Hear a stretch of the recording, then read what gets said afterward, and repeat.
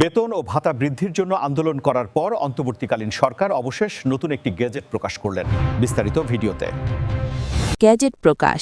প্রধান উপদেষ্টার নির্দেশে পাশ হল নবম জাতীয় বেতন স্কেল।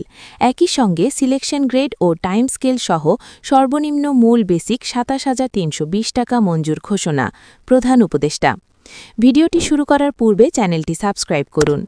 সরকারি চাকরিজীবীরা দীর্ঘদিন থেকে বেতন ও ভাতা বৃদ্ধির জন্য আন্দোলন করার পর অন্তর্বর্তীকালীন সরকার অবশেষে নতুন একটি গেজেট প্রকাশ করলেন, যেখানে সরকারি চাকরিজীবীদের বেতনসহ পূর্বের বন্ধ হয়ে যাওয়া ভাতা পুনরায় চালু করার নতুন সিদ্ধান্ত নেন। পে কমিশনের একাধিক সদস্য বলেন, বেতন স্কেল বাস্তবায়ন করতে যে ধরনের কার্যক্রম চলমান রাখা প্রয়োজন সকল কিছুই ইতিমধ্যেই শেষ হয়েছে, তাই আজ সন্ধ্যার মধ্যে একটি বৈঠকের আয়োজন করা হয়েছিল। এই বৈঠকে গ্রেড ও বেতন বৃদ্ধির নতুন কয়েকটি সিদ্ধান্ত উপস্থাপন করা হয়, যেখানে থাকছে সর্বনিম্ন বেতন ২৭,৩২০ টাকা। এছাড়াও বাড়ি ভাড়া সহ চিকিৎসা ভাতা বৃদ্ধির নতুন সুবিধা। অর্থ উপদেষ্টা বলেন, নবম জাতীয় বেতন স্কেল বাস্তবায়ন করতে হলে অবসরকালীন ভাতা শতভাগ বৃদ্ধি নিশ্চিত করতে হবে। ২০১৫ সালের অষ্টম বেতন স্কেলে অবসরকালীন ভাতা মূল বেসিকের ৪৫ ভাগ বহাল রাখা হয়েছে, যা বর্তমান সময়ে পুরোপুরি অকার্যকর হিসেবে মন্তব্য করেন সংশ্লিষ্ট মহল, যার ফলস্বরূপ অবশেষে সরকারি চাকরিজীবীদের জন্য শতভাগ অবসরকালীন ভাতা বৃদ্ধির নতুন সিদ্ধান্ত নেওয়া হয়। একই সঙ্গে প্রধান উপদেষ্টা আজকের বৈঠকে একটি গুরুত্বপূর্ণ তথ্য উপস্থাপন করেছেন। তিনি বলেন, পে কমিশনকে যেভাবে দায়িত্ব দেওয়া হয়েছে তারা সঠিকভাবে সকল দায়িত্ব পালন করছে। ইতিমধ্যেই ফোনালাপের মাধ্যমে বেতন স্কেল বাস্তবায়নের সকল বিষয়বস্তু তুলে ধরা হচ্ছে। সাবেক অর্থ সচিব জাকির আহমেদ খান। প্লিজ আপনার চ্যানেলটি সাবস্ক্রাইব করুন।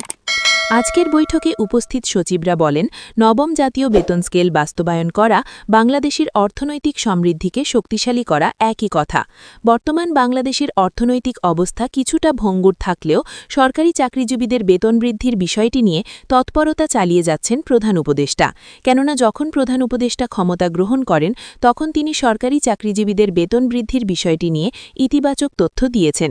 তিনি বলেন, সরকারি চাকরিজীবীদের মধ্যে যারা কর্মচারী আছেন তারা বর্তমান সময়ে খুব কম বেতন পেয়ে থাকেন, যা এই সময় কোনোভাবেই অর্থনৈতিক শক্তিকে বৃদ্ধি করা সম্ভব নয়, যার ফলস্বরূপ সরকারি চাকরিজীবীদের বেতন বৃদ্ধির পাশাপাশি বিভিন্ন ধরনের ভাতা নতুনভাবে সংযুক্তির বিষয়গুলো নতুনভাবে উঠে আসে।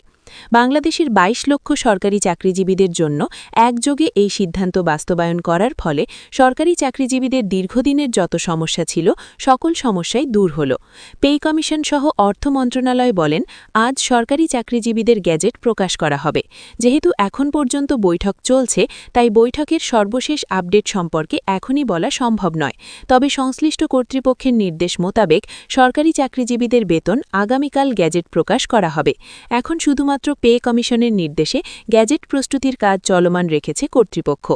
আগামীকাল সকাল ১০টায় আনুষ্ঠানিকভাবে গ্যাজেট প্রকাশ করার মাধ্যমে সরকারি চাকরিজীবীদের দীর্ঘদিনের বেতন সমস্যার সমাধান করা হবে।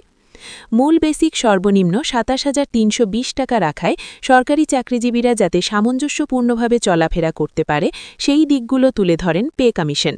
তারা বলেন, ২০১৫ সালে অষ্টম বেতন স্কেলে মূল বেসিক ছিল ৮,২৫০ টাকা, কিন্তু সেখান থেকে ২৭,৩২০ টাকা বৃদ্ধি করা মোটেও সহজ কাজ ছিল না। এছাড়াও এটা খসড়ায় চূড়ান্ত করার পর গ্যাজেটে তা লিপিবদ্ধ করা হচ্ছে। আমরা আশাবাদী যারা সরকারি চাকরিজীবী আছেন তারা এই বেতন নিয়ে সন্তুষ্টি প্রকাশ করবেন, কেননা বাংলাদেশের ২২ লক্ষ সরকারি চাকরিজীবীদের জন্য একযোগে এই বেতন বৃদ্ধির কার্যক্রম বাস্তবায়ন করায় দেশের অর্থনীতিতে ব্যাপক ঘাটতি সৃষ্টি হচ্ছে। তবে প্রধান উপদেষ্টা বলেন, আমরা আগামী বাজেটে এই ঘাটতি পুষিয়ে নেব। ২০২৫-২৬ অর্থ বছরে যে বাজেট বরাদ্দ দেওয়া হয়েছে সেখানে সরকারি চাকরিজীবীদের বেতন বৃদ্ধির বিষয়গুলো উপস্থাপন করা হয়নি। এরপর ডিসেম্বরের সংশোধনীয় বাজেটে সরকারি চাকরিজীবীদের বেতন বৃদ্ধির বিষয়গুলো আবারও নতুনভাবে উঠে আসে, যার ফলে সরকারি চাকরিজীবীরা ২০২৬ জানুয়ারি থেকেই নবম পে স্কেলের আওতায় বেতন বৃদ্ধির সুযোগ সুবিধা ভোগ করবেন। আরেকটি বৈঠকের মাধ্যমে সকল সমস্যার সমাধান করা হবে, যে বৈঠকটি আগামীকাল সকাল ১১টায় অনুষ্ঠিত হতে যাচ্ছে। ভিডিওটি শেষ করার পূর্বে চ্যানেলটি সাবস্ক্রাইব করুন।